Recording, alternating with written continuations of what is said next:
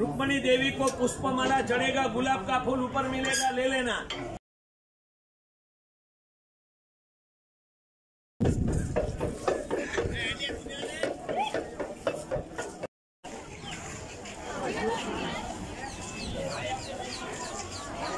नागेश्वर ज्योतिर्लिंग दर्शन हो गेल। एबार आमरा जाबो रुक्मिणी देवी टेम्पल, गोपीताला और भाटकेश्वर महादेव टेम्पल। ভিডিওটি সম্পূর্ণ দেখার অনুরোধ রইল। আশা করি ভালো লাগবে। ভালো লাগলে লাইক, শেয়ার ও সাবস্ক্রাইব করে দেবেন।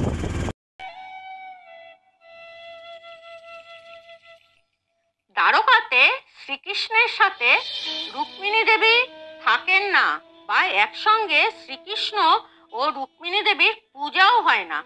দ্বারকাধীশ মন্দির থেকে প্রায় 2.5-3 কিলোমিটার দূরে রুক্মিণী মাতার মন্দির। সেখানে রুক্মিণী মাতাকে একাই পুজো করা হয়।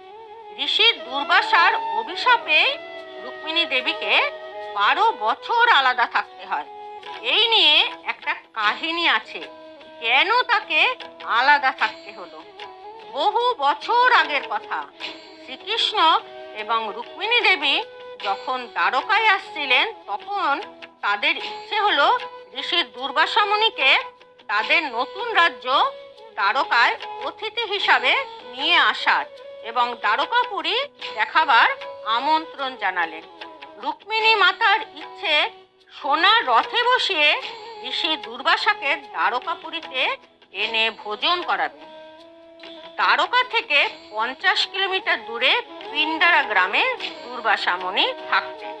কিন্তু দুর্বাসা মুনি জানালেন তাদের আতিথেয়তা গ্রহণ করবেন, ভোজন করবেন যদি শ্রীকৃষ্ণ এবং রুক্মিণী মাতা নিজেরা রথ চালিয়ে নিয়ে যান। ঘোড়া বা হাতি দিয়ে রথ টেনে নিয়ে গেলে সেই রথে দুর্বাসা মুনি যাবেন না। অবশেষে শ্রীকৃষ্ণ এবং রুক্মিণী মাতা দুর্বাসা মুনির ইচ্ছাই পূরণ করলেন। তারা রথ টেনে নিয়ে গেলেন। রথের মধ্যে বসে আছেন ঋষি দুর্বাসা। তাদের অতিথি হয়ে দ্বারকায় পৌঁছবেন। শ্রীকৃষ্ণ ও রুক্মিণী মাতা অর্ধেক রাস্তা চলে এসেছেন। রুক্মিণী মাতার পায়ে ছালও পড়েছে ও হাতেও রথের রশির দাগ হয়ে গেছে এবং গরমে গলা শুকিয়ে কাঠ হয়ে গেছে। তখন রুক্মিণী দেবী শ্রীকৃষ্ণকে বললেন, হে প্রভু, আমার গলা শুকিয়ে যাচ্ছে, আমার খুব জল পিপাসা পেয়েছে, আমাকে জল খাওয়ান। জল খেয়ে বাকি রাস্তা রথ টেনে নিয়ে যেতে পারব। প্রিয়ার এই আবেদনে শ্রীকৃষ্ণ হাতের আংটি খুলে মাটিতে গর্ত করে জল বের করেন এবং রুক্মিণী মাতাকে সেই জল পান করিয়ে তার পিপাসা নিবারণ করেন। শ্রীকৃষ্ণ নিজেও জল পান করে তেষ্টা মেটালেন। কিন্তু রথে বসে যে তাদের অতিথি ঋষি দুর্বাসার জল তেষ্টা পেয়েছে কিনা বা ঋষি জল পান করবেন কিনা কিচ্ছু সাধেননি বা জিজ্ঞাসাও করেননি। তারা ভুলেই গেছেন জিজ্ঞাসা করতে যে হে প্রভু, আপনিও কি জল পান করবেন। অতিথিকে কোনো রকম জিজ্ঞাসা না করাতে ঋষি দুর্বাসা খুব ক্রোধান্বিত হলেন। সঙ্গে সঙ্গে রুক্মিণী মাতাকে অভিশাপও দিয়ে ফেললেন। ঋষি দুর্বাসা বললেন, রুক্মিণী মাতা যতই কৃষ্ণকে ভালোবাসুক না কেন, যতই দুজনের মধ্যে প্রেম থাকুক না কেন, রুক্মিণী মাতার স্থান হবে দ্বারকা থেকে দূরে এবং শ্রীকৃষ্ণ ছাড়া আলাদা একা থাকবে। অর্থাৎ দ্বারকাপুরীতে রুক্মিণী মাতার স্থান হবে না। এবার শ্রীকৃষ্ণকে অভিশাপ দিলেন, যত ভালোই দ্বারকাপুরী হোক না কেন, সোনার দ্বারকা, পুণ্যভূমি দ্বারকা, যারা দ্বারকাপুরীতে দর্শন করবে তাদের ইচ্ছা বা মনোবাসনা সব পূর্ণ হবে, কিন্তু দ্বারকাপুরীতে কখনো মিঠা জল পাওয়া যাবে না। দ্বারকার জল হবে নোনতা। তাই এখনো দ্বারকার জল নোনতা। গোমতী নদী আরব সাগরে মেশার ফলে গোমতী নদীর জলও নোনতা। শ্রীকৃষ্ণ এবং রুক্মিণী মাতা তাদের ভুলের জন্য ঋষি দুর্বাসার পায়ে ধরে ক্ষমা চাইলেন। ঋষি দুর্বাসা বলেন, এখন তো অভিশাপ ফিরিয়ে দেওয়া যাবে না, তবে তোমাদের একা দূরে থাকতে হবে 12 বছর। 12 বছর পর তোমাদের মিলন হবে। রুক্মিণী মাতার মন্দির তাই দ্বারকা থেকে 3 কিলোমিটার দূরে। খুব সুন্দর মন্দির, একাই অধিষ্ঠান করেন।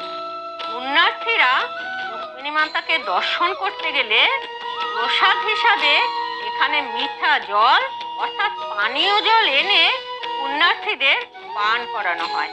তাই এই মন্দিরে প্রথা চালু আছে যে পুণ্যার্থীরা তাদের পুণ্যের জন্য জল দান করে।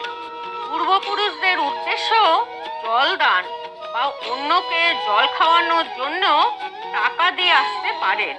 কেউ 500 টাকা, কেউ 1000 টাকা, সেটা যে যেমন দেবেন। দ্বারকায় নিয়ম আছে যে দ্বারকাধীশ মন্দির দর্শন করে যদি রুক্মিণী মাতার মন্দির দর্শন না করে তবে পুণ্যফল থেকে বঞ্চিত হবে। কেবলমাত্র দ্বারকাধীশ দর্শনে মোক্ষ লাভ হবে না, দ্বারকাধীশ ও রুক্মিণী মাতার মন্দির দুটোই দর্শন করলে তবেই মোক্ষ প্রাপ্তি হবে।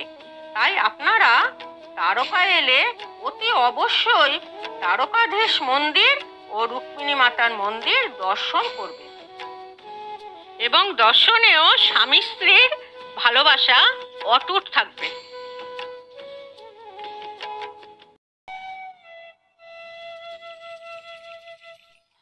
এবার আপনাদের দ্বারকা ভূমির গোপী তালাবের কাহিনী শোনাবো।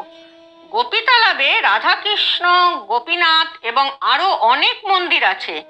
গোপী তালাব বা পুকুর বিশ্বাস করা হয় গোপীরা ভগবান শ্রীকৃষ্ণের সঙ্গে তাদের শেষ রাসলীলা করেছিলেন। গোপী তালাবের মাটিও নাকি গোপীচন্দন বা তিলক, যা বৈষ্ণবেরা ললাটে লেপন করেন। এখানে সেই গোপীচন্দনও কিনতে পারবেন। একবার দ্বারকাতে 16,108 জন গোপীদের সাথে দ্বারকাধীশ লীলাভূমিতে রত ছিলেন। শ্রীকৃষ্ণের লীলাতে বলা হয়েছে যে ভগবান শ্রীকৃষ্ণের মাথা ব্যথা করাতে তিনি নারদ মুনিকে বলেন যে আমার খুব মাথা ব্যথা করছে, রুক্মিণীর প্রভৃতি গোপীদের চরণ ধুলা আমার ললাটে লেপন করলে মাথা ব্যথা কমে যাবে, তুমি নিয়ে আসো। নারদ মুনি গোপীদের কাছে তাদের চরণ ধুলা চাইলে গোপীরা বলেন যে আমাদের চরণ ধুলা শ্রীকৃষ্ণের কপালে লেপন করলে আমাদের নরকধামে যেতে হবে। সবাই দিতে অস্বীকার করলো তাদের চরণ ধুলা বা মাটি। অবশেষে শ্রীকৃষ্ণের আবেদনে নারদ মুনি বৃন্দাবনে এসে রাধারানী বা অন্যান্য গোপীদের চরণ ধুলা ভিক্ষা চাইলেন, কারণ শ্রীকৃষ্ণের মাথা ব্যথা নাকি একমাত্র সেই চরণ ধুলাতেই ওষুধের মতো কাজ করবে এবং কমবে। তাই রাধারানী এবং অন্যান্য গোপীরা যখন শুনলেন তারা বললেন আমরা এক্ষুনি দিতে প্রস্তুত, কারণ শ্রীকৃষ্ণই তাদের সব। তাতে গোপীরা যদি নরকধামে যায় তাও শ্রেষ্ঠ হবে। আমাদের দ্বারকাধীশকে বাঁচাতে হবে, সুস্থ করতে হবে, মাথা ব্যথা কমাতে হবে। তখন ওই গোপীরা দ্বারকায় গোপী তালাবে আসেন এবং এখানকার তাদের চরণ ধুলা বা মাটি দিয়ে তৈরি গোপীচন্দন শ্রীকৃষ্ণের ললাটে লেপন করতেই শ্রীকৃষ্ণের মাথা ব্যথা দূর হয়ে যায় এবং তিনি সুস্থ হয়ে উঠলেন। সেই থেকে গোপীচন্দন বা তিলক অতি পবিত্র হয়ে পড়ল এবং যে কেউ ললাটে চর্চিত করলে বা লেপন করলে সর্ব পাপ দূর হয়ে যায়। ব্রাহ্মণ বৈষ্ণবেরা যে কেউ পবিত্র গোপীচন্দন কপালে ধারণ করলে মহাপাপ থেকে মুক্তি পায়।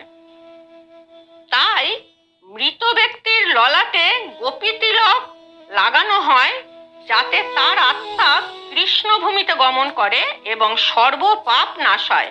তাই গোপী তিলক ঘরে রাখুন এবং কপালে ধারণ করুন। মঙ্গলময় ঈশ্বর আপনার সব শুভ করবে। হরে কৃষ্ণ।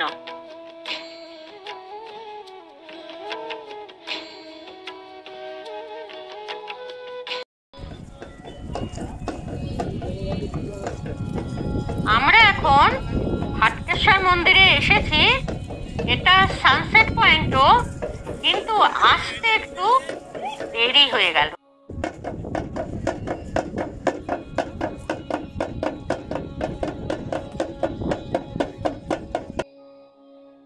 হাটকেশ্বর মহাদেব মন্দির আরব সাগরের মধ্য থেকে জাগ্রত হয়েছিল। প্রায় 5000 বছরের পুরনো মন্দিরটা দেখতে খুব সুন্দর এবং খুব জাগ্রত। আরব সাগরের তীরে অবস্থিত এই শিব মন্দিরটা জুন জুলাই মাসে সমুদ্রের জল দ্বারা জলাভিষেক হয়। বাইরের কাঠামোটা শিবলিঙ্গের আকারে তৈরি। তার ভেতরে প্রকট হওয়া শিবলিঙ্গটা খুব সুন্দরভাবে সজ্জিত। এই জায়গাটা সানসেট পয়েন্ট। এখানে অনেক স্ন্যাক্সের দোকান। তাই সবশেষে দর্শনার্থীরা এই মন্দির এবং সানসেট দেখে পছন্দ মতো তাদের স্ন্যাক্স খান। দ্বারকাধীশ মন্দির থেকে এই মন্দিরের দূরত্ব মাত্র 2 কিলোমিটার। এখান থেকে লাইট হাউসও দেখা যায়। ট্যুর যখন যেমন চ্যানেলটি যারা সাবস্ক্রাইব করেছেন তাদেরকে অসংখ্য ধন্যবাদ পাশে থাকার জন্য, এবং যারা এখনো সাবস্ক্রাইব করেননি তারা লাইক, শেয়ার ও সাবস্ক্রাইব করে নেবেন। আপনাদের ট্রাভেল সংক্রান্ত সঠিক ইনফরমেশন আমরা সবসময় দেবার জন্য সচেষ্ট থাকব, এবং আপনাদের একটা সাবস্ক্রাইব আমাদের আগামী দিনগুলোর জন্য চলার পথে পাথেয় হয়ে থাকবে।